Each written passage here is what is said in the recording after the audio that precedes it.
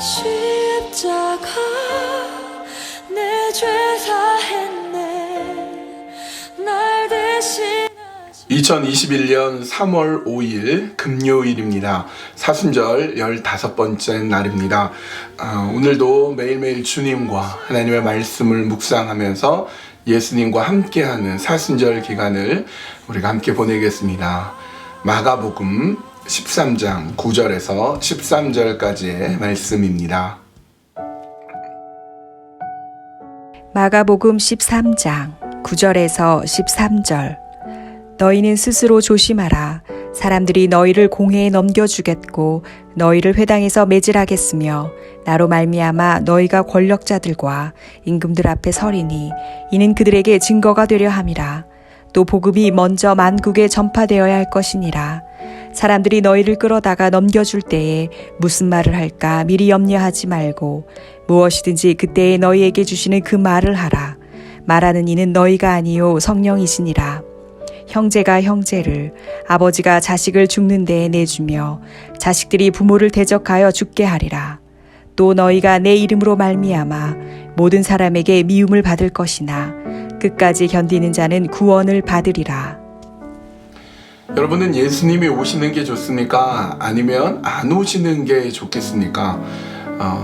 삶에 있어서 평안하고 모든 것을 다 누리고 그러는 분들은 예수님이 안 오시는 게 더 좋겠다 생각할지 모르겠습니다. 그러나 삶이 고단하고 슬프고 괴로우면 예수님 제발 좀 빨리 와주십시오. 예수님 빨리 저를 구원해 주십시오. 그렇게 얘기할 것입니다. 그러나 삶의 상황과 형편에 관계없이 주님이 우리에게 오셔서 우리를 구원하시고 우리를 영생으로 이끌어 주시고 우리를 가장 좋은 곳으로 인도하신다는 그 믿음이 오늘 우리에게 있어야 합니다. 주님께서 다시 오실 날을 기대하고 기다리면서 사는 사람과 아무 소망 없이 사는 사람은 완전히 그 인생이 다르기 때문에 그렇습니다. 그렇다면 예수님은 언제 오시겠습니까? 본문 10절은 이렇게 됩니다. 또 복음이 먼저 만국에 전파되어야 할 것이니라. 복음이 만국의 모든 나라의 모든 족속들에게 전파될 때 그날이 오는 것입니다. 그러므로 우리는 복음을 전하기 위해 애써야 되고 복음을 통하여서 모든 민족이 족속이 방언이 모든 나라들이 주님 앞에 돌아올 날을 우리는 기다리고 기대해야 됩니다. 그래서 하나님의 복음을 통해서 역사하심을 볼 수 있도록 우리가 기도하고 기대하는 것 정말 중요합니다. 그런데 성경은 계속해서 이렇게 말씀하고 있습니다. 끌려갈 날이 있어요. 공회에 잡혀가고 사람들 앞에 끌려갈 때가 있습니다. 근데 너무 신기하죠? 그렇게 잡혀가고 끌려갔는데 그렇게 어려움 가운데 있는데 그것이 오히려 복음을 전할 수 있는 기회가 된다는 사실입니다. 바울이 감옥에 갇혔을 때 바울에 갇혔음에도 불구하고 그곳에 함께 갇힌 사람에게도 복음을 전하게 되었고 또 총독이라든지 이런 사람들이 바울에게 찾아와서 이야기를 나누다가 복음을 접하게 되는 그런 놀라운 일이 벌어지기도 합니다. 하나님께서 우리의 삶을 어떤 때는 정말 어렵고 힘든 고단한 곳으로도 끌고 가실 때가 있습니다. 그때에도 복음을 전할 수 있는 기회가 되는 것입니다. 그렇게 복음을 전할 기회가 되었을 때 무슨 말을 해야 될까? 어떤 얘기를 해야 복음을 전할 수 있을까? 염려되고 걱정될 수 있겠지만 우리 주님은 계속해서 말씀하십니다. 염려하지 마라. 성령님께서 너가 할 말을 가르쳐 주실 것이다. 이렇게 말씀하십니다. 처음에 저는요. 나를 로봇처럼 사용해서 하나님의 말씀을 완전히 주입해서 이렇게 나는 그냥 녹음기처럼 로봇처럼 말씀을 나눈다라고 생각했는데 그것이 아니에요. 이미 하나님께서 우리의 삶 가운데 말씀을 주시고 평상시의 삶 속에 말씀을 주시고 은혜를 주시고 이미 충만한 말씀으로 가득 차 있을 때 언제 어디서 어떤 상황에서든지 그 말씀이 들었던 말씀, 외웠던 말씀, 내 가슴 속에 품었던 말씀이 다 잊어버린 것 같지만 그것이 어딘가에 모여 있습니다. 어디 모여 있느냐? 무의식 속에 모여 있습니다. 그리고 정말 필요할 때에, 정말 복음이 전파되어야 될 때 그것이 튀어나오게 됩니다. 어떻게 해요? 무의식적으로 말씀이 나오게 되는 것입니다. 그러므로 우리는 평소에 말씀을 가까이 하고 평소에 말씀을 읽고 말씀을 외우고 말씀 가운데 거하는 것이 중요합니다. 그리고 13절 끝은 이렇게 주님이 말씀하십니다. 끝까지 견디는 자는 구원을 얻으리라. 끝까지 견디는 것, 끝까지 견디는 것, 그것이 중요합니다. 때로는 어려움이 있고 회의가 있고 또 고민이 있고 여러 가지 곤란하고 힘든 상황들이 여러분 왜 우리 삶에 없겠습니까? 그러나 끝까지 견디는 자, 그 사람이 구원을 얻는다라고 말씀하고 있습니다. 또 오늘 본문의 어려운 구절은 12절입니다. 형제가 형제를, 아버지가 자식을 죽는 데에 내주며 자식들이 부모를 대적하여 죽게 하리라. 예수님께서는 또 이런 말씀도 하셨죠.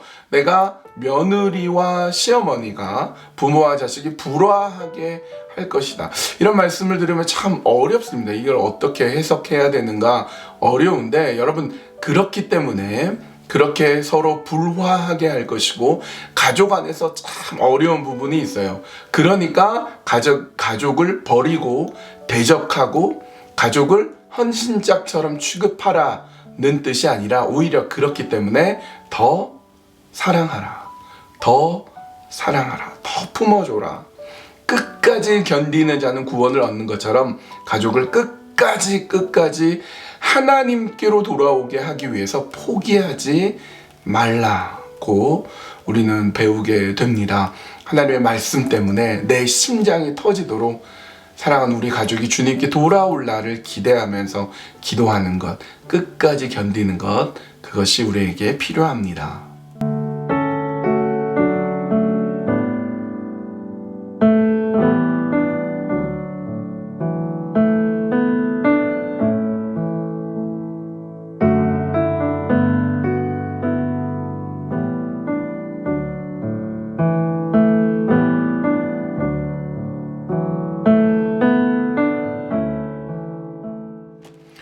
이 시간에 우리가 기도할 때에 복음이 온 세상 가운데 모든 나라 가운데 전파될 수 있도록 우리 같이 기도했으면 좋겠습니다. 하나님, 지금도 선교사님들이 세계 곳곳에 흩어져 있고 우리도 때를 얻든지 못 얻든지 내가 복음을 전하는 사람이 되게 해주십시오. 그렇게 기도해 주시고요.